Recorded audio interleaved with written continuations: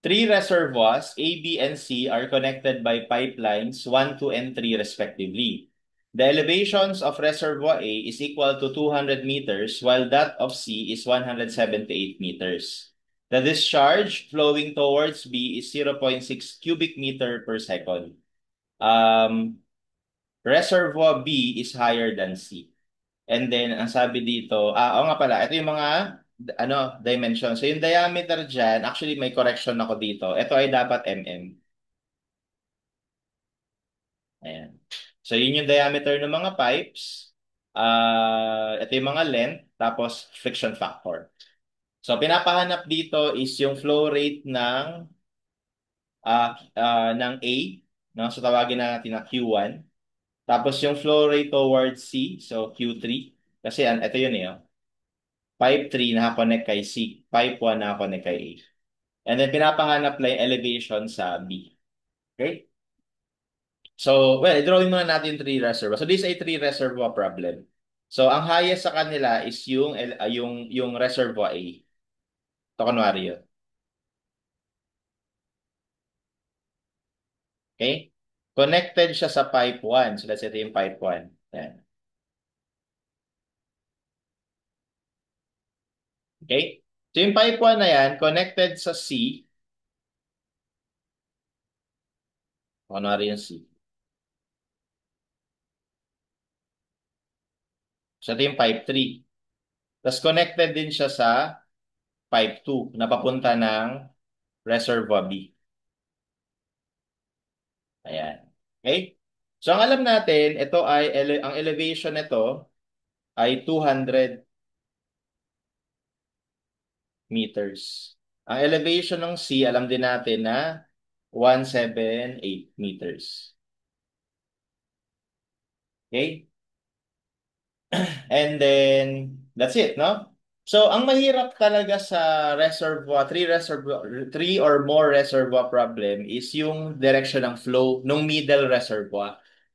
No? Kasi sigurado tayo na ang direction ng flow mula doon sa highest reservoir ay palabas sa kanya. Ayan. Pag ganyan yung Q1 natin. Tapos yung direction ng flow sa lowest reservoir is papunta doon sa reservoir. So yun yung magiging Q3 natin. Etong Q2 or etong pipe na to, actually hindi tayo sure kung ang flow ba niyan papaalabas sa reservoir or papunta sa reservoir. Kaya lang maganda sa problem na to, sinabi niya na yung discharge flowing towards B is 0.6 cubic meters. Sinabi niya towards B. So that means papunta dito yung flow natin. And alam na natin yung value ng flow natin. Q2 is already equal to 0.6. Okay? So, ganun, no? So, ganun yung mangyayari. So, anyway,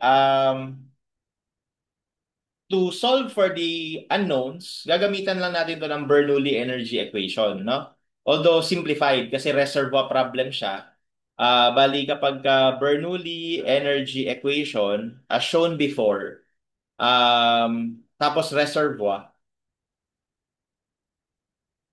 okay? Iniisip na kagad natin na wala tayong velocity head. Negligible na siya.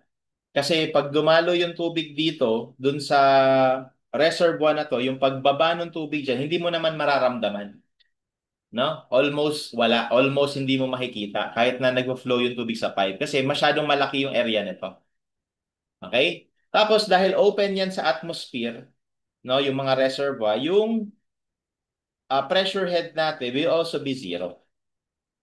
Kaya ang matitira na lang dyan is yung elevation head, no? And gamitin na lang natin to as our, let's say, ito yung ano natin, datum natin, no? So lumalabas, ito yung height nito. Ayan. Tapos, ito naman yung elevation head nung A.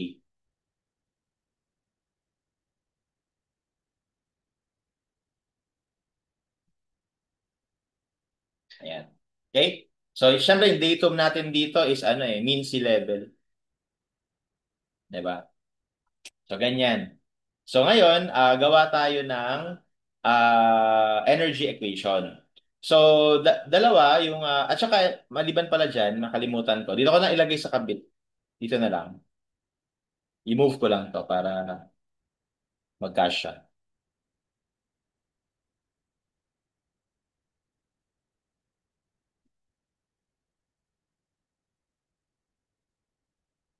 So ito yung sa A.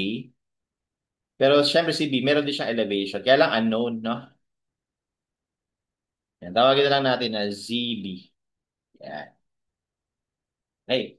So ngayon, gawa tayo ng Bernoulli energy equation ng flow ng between A and B. So bali, energy sa A, okay, syempre minus mga head loss ay equal sa energy sa C. No, yung A to C yung ginamit ko. Bakit? Kasi yung A, alam ko yung elevation head, tapos yung C, alam ko rin yung elevation head. Kaya maganda na doon tayo maggumawa ng energy equation. Pero pwede rin naman tayo gumawa ng energy equation between A tsaka B. Pwede rin naman yun, no? Just take note na in order for us to compare their energies, kailangan yung flow nila ay papunta doon, no? Sa isa't isa. For example, si A, yung flow niya talaga is papunta kay C. Okay? Tapos si A, ang flow niya papunta rin kay B. Pero itong dalawang to, hindi natin pwedeng pagsamahin kasi magkaiba sila ng flow. So they are actually in parallel connection. No? Kaya dapat, kung ano lang yung flow, yun yung gagawan mo kung ano yung dire-diretso yung flow, yun yung gagawan mo ng energy equation. Okay? So ano-ano bang energy sa A? As mentioned, ito lang. Ito lang. No? Yung elevation head lang. So ZA. Ito ko na lang is ituloy.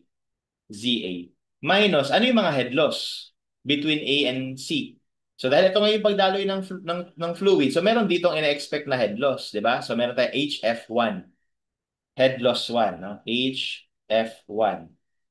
Tapos, dadaloy rin yung tubig sa pipe na to. So meron din ditong head loss. So tatawagin naman yung head loss dyan na HF3.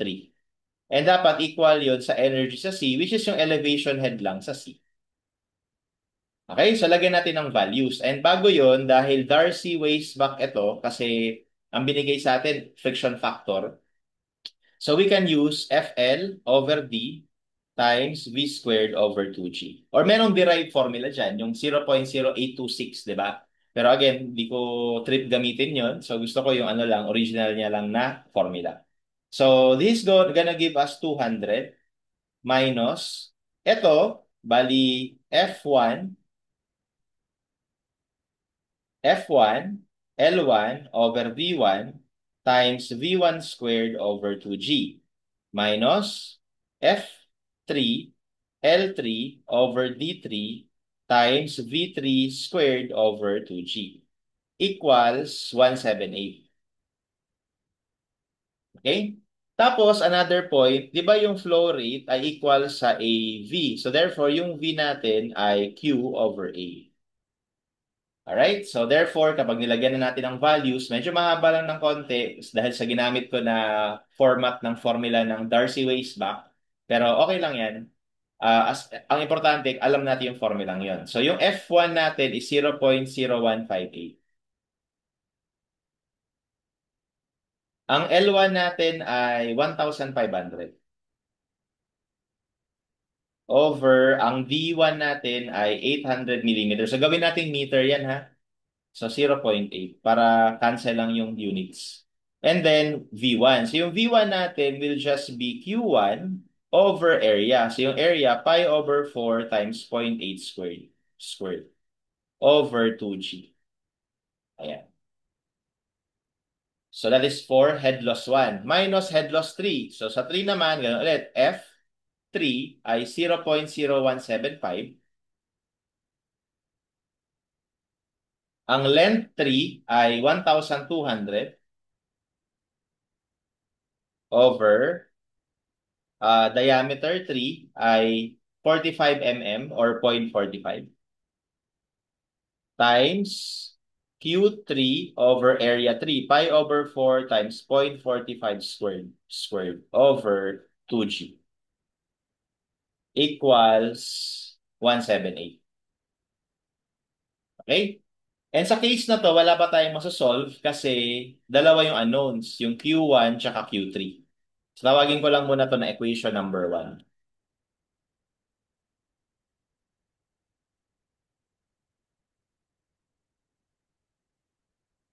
Okay? So ngayon, kailangan pa natin gumawa ng another equation. So yung isa pang equation na pwede nating kunin, again, hindi ko pa kaya tong gawin kasi kapag ginawa ko yan, wala naman ako ng elevation ng B. So dadami lang yung unknowns ko. Ang isa pang equation is gamitin natin yung flow rate. Ayan, no? So dito, yung Q1 dapat equal sa Q2 plus Q3. Kasi di ba nangyari kay Q1, nag-split lang siya dun eh. Nag-split lang eh. So therefore, we can say that Q1 is equal to Q2 plus Q3. And lucky for us, we know Q2. So Q1 is equal to 0.6 plus Q3. So ibig sabihin, we can solve for Q3 in terms of Q1. And we can call this our equation 2. And because we now have two equations with two unknowns, pwede natin siyang isolve. Yun nga lang, hindi natin pwedeng gamitin yung si calculator na mode equation kasi naka-square ito. So, hindi siya linear, no? So, what I would do is I would apply substitution. So, isa-substitute ko to dito. And then I can shift solve for Q1, no? And actually, isa pa, pwede natin gawin para sumimple. Ito, transpose mo dito. So, 200 minus 178, that is 22. Tapos ito, pag transpose mo lahat sa kabila, magiging positive, di ba? So, magiging ganito na siya.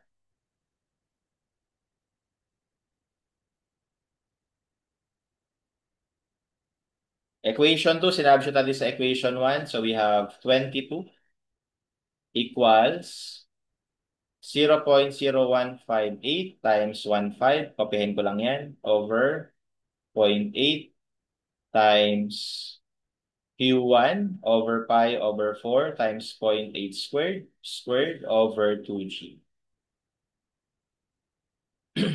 Plus, positive na to ha kasi tinranspose ko na kunwari sa kabilang side. 0.0175 times 1,200 over 0.45 times, ito magiging Q1 minus 0.6 over pi over 4 times 0.45 squared over 2G. Ayan. And then, shift solve lang natin si Q1.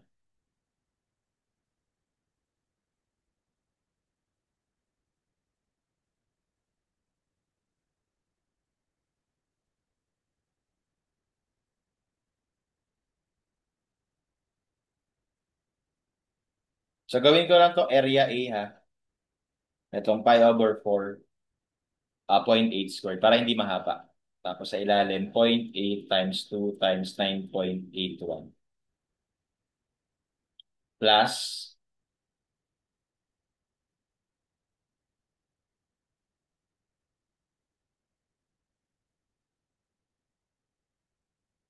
and then ganito rin, Q1 minus 0.6 over yung area ng Q3, gawin ko naman na C squared over 2G.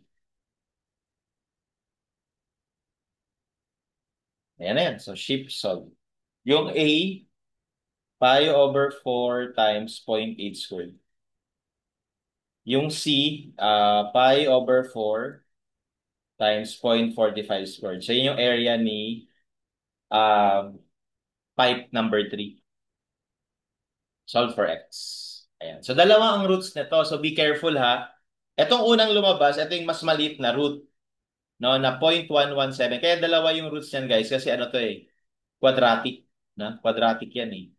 So, mag-iingat. Baka ito ang isagot nyo. So, pero hindi yan yung tamang sagot kasi dapat yung Q1 mas malaki sa Q2 at sa Q3. Hindi pwedeng mas maliit kasi siya yung highest elevation eh.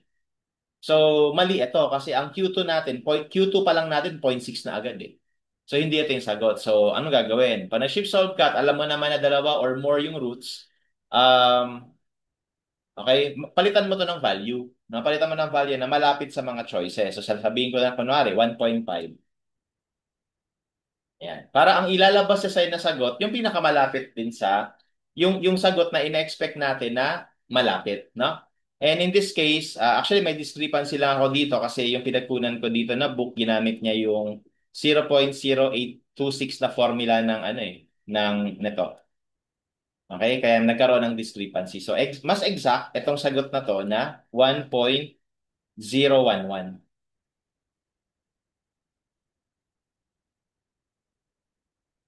Okay, ito yung sagot natin sa Q1. Which is approximately, ito yan, 1.013. So nagkaroon lang ng discrepancy sa third decimal place. Dahil nga, kapag ang ginamit niyo dyan is yung derived formula. Yung 0.0826 FLQ squared yun. Na pag yun yung ginamit nyo, lalabas ito. Pero again, mas exact yung ginawa natin. Next, calculate Q3. So of course, dahil meron na tayong Q1, masagot na natin yung Q3. So this is for number 15. For number 16, we have Q3 is just Q1 minus 0.6. So i-minus na natin yung 0.6. That gives us 0.411.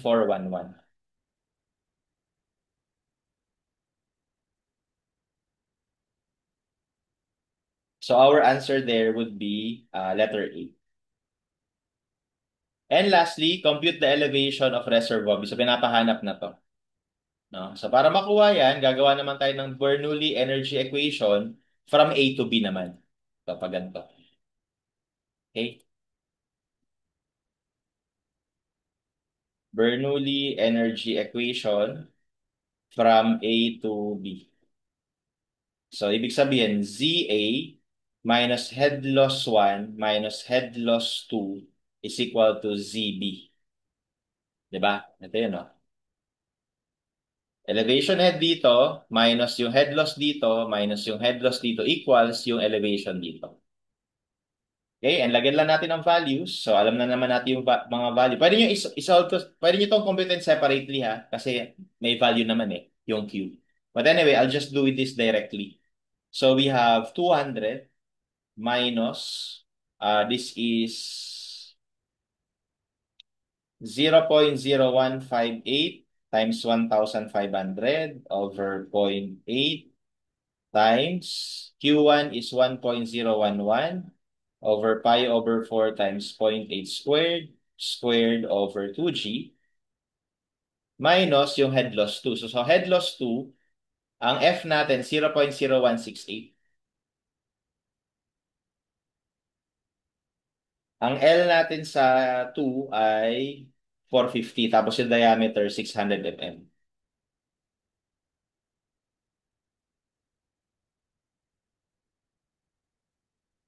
So 0.6 over pi over 4 times 0.6 squared over 2g. Okay, equals ZB. So therefore, we can directly solve for Z. So we have 200 minus 0.0158 times 1.5 times yung Q1 over A squared over 0.8 times 2 times 9.81 minus head loss 2, 0.0168 times 450 times ito 0.6 over, gawin natin sa area niya na sa B, over 0.6 times 2 times 9.81. Okay na yan? Yan yung Q1. Ito yung area ni pipe 1. Yung area ni pipe 2, pi over 4 times 0.6 squared. Okay. So lalabas 190.999 meters. And again, may konting discrepancy lang yan sa choices. So we get 190.97.